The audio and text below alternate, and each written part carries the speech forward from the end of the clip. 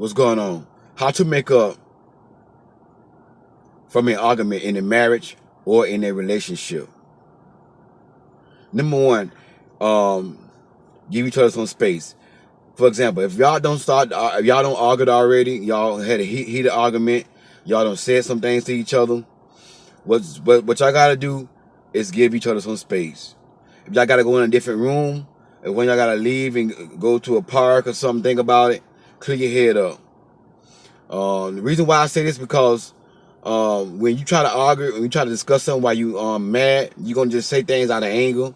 You're gonna say things that you don't mean to say, and then you're gonna end up hurting each other even more. So once y'all see the argument have gotten out of hand, say, look, let's just separate for a little bit, go in different rooms, at least for an hour or two. My suggestion, I don't recommend it go over 2 hours, but if it does, it does. The reason why I say that is because you don't want to be separated too long after an argument, because when you do that, you give space for the enemy to come in to try to ruin your marriage and your relationship. The Bible says give no space to the devil. So when you're separated from your significant other for a long period of time, you're giving space to the devil. And then he's going to come in, he's going to play along and start putting stuff in your head. And, eventually y'all going to keep coming apart. And that's how relationships and marriages fall apart. You got to come back together soon as possible. It's good to separate sometimes. And the reason why I recommend separating, because the Bible says do not try to reason with an angry person.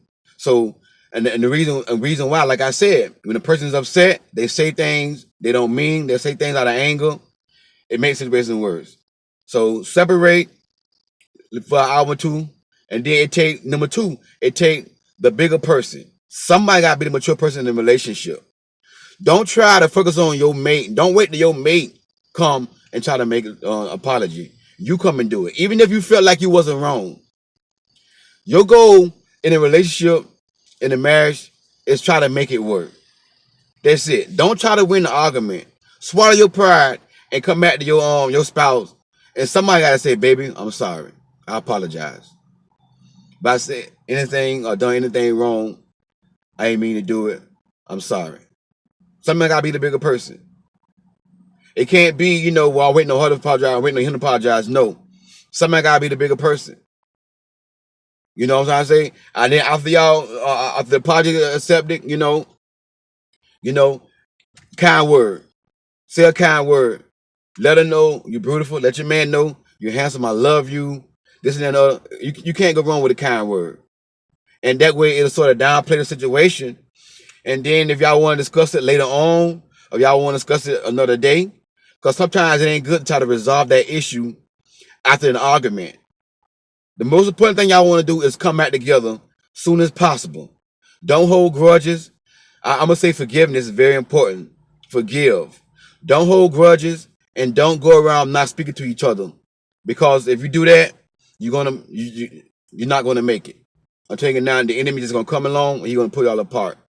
And for the ones who are single, who not married yet, if you dating somebody and they don't like to apologize real quick, like to stay mad for days, like to get mad for a long time and don't want to, that's a sign right there they're going to do it in their marriage. If they're going to continue to do that throughout the relationship, I would suggest to you that you would back off and just say, hey, let's just be friends, because I see some things right now that's going to have problems in the marriage. Because you don't want to be married to somebody who don't want to forgive, who want to hold a grudge. You don't want that. Because I'm telling you now, it would be miserable. I'd rather be single than to be married to somebody who don't want to come together and make things work. Thank y'all for tuning in. Listen, if you like this video, please share this video. Please help me share this video. I thank y'all for tuning in to Empower Singles and Couples. God bless.